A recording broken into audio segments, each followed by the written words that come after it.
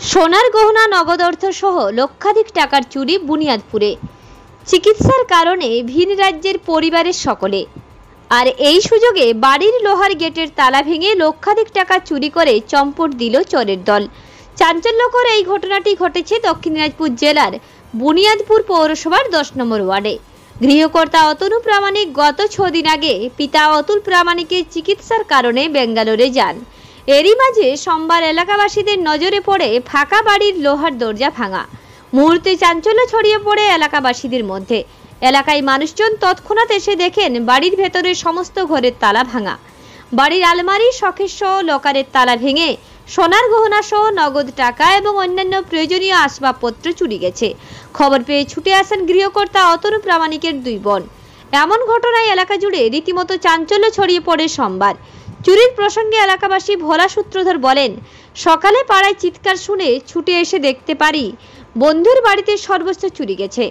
ইতিমধ্যে এলাকা জুড়ে হিরোইন সহ অন্যান্য নেশাখোরদের উপদ্রব বেড়েছে। চুরির ঘটনার পেছনে নেশাখোর যুবকদের হাত থাকতে পারে, এমনটাই দাবি তার। চুরি প্রসঙ্গে গৃহকর্তার 2 বোন প্রীতি প্রামাণিক ও সোনামণি প্রামাণিক বলেন, ভাই বাবার চিকিৎসার জন্য পরিবার সহ বেঙ্গালোর গেছে গত 6 দিন আগে। এরই মাঝে নগদ অর্থ সহ লক্ষাধিক টাকার চুরি হয়েছে। আমরা প্রশাসনের দ্বারস্থ হব এবং চুরির ঘটনার পূর্ণাঙ্গ তদন্তের দাবি জানাবো। স্থানীয় বাসিন্দারা এলাকা জুড়ে চুরির ঘটনা বেড়ে যাওয়ায় প্রশাসনের ভূমিকা নিয়ে প্রশ্ন তুলতে শুরু করেছেন। এখন দেখার কতদিনে চুরির ঘটনার কিনারা হয়, সেদিকে চেয়ে রয়েছেন এলাকাবাসী। বাড়িতে এসে দেখলাম যে বাড়িতে ঢুকে দেখি বাড়ির সম্পূর্ণ জিনিসপত্র সব চুরি হয়ে গেছে আর কি। তো শোকেস ভাইয়ের ঘরে হচ্ছে সবকিছু ফেলে দিয়েছে। এটা কার বাড়ি? কার বাড়ি? আমার বাবার বাড়ি। তারা কোথায় গেছেন? তারা গেছে ব্যাঙ্গালোরে চিকিৎসা করতে। আমার বাবার হচ্ছে অসুখ, তো ওরা 6 দিন হচ্ছে ওখানেই আছে।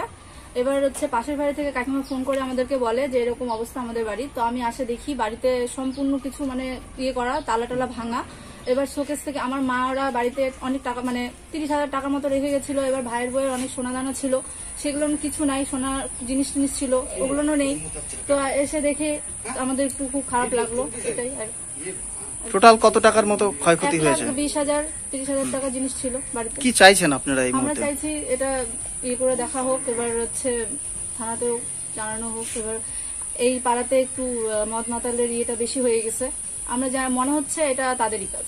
তো থানাতে এটাই করতে চাই, যেন তারা একটু করে দেখে। আপনার নাম কি? আমার নাম প্রীতি কবিরাজ। দক্ষিণ দিনাজপুর থেকে বিদ্যুৎ কুমার মাহাতো রিপোর্ট, রূপসী বাংলা মিডিয়া।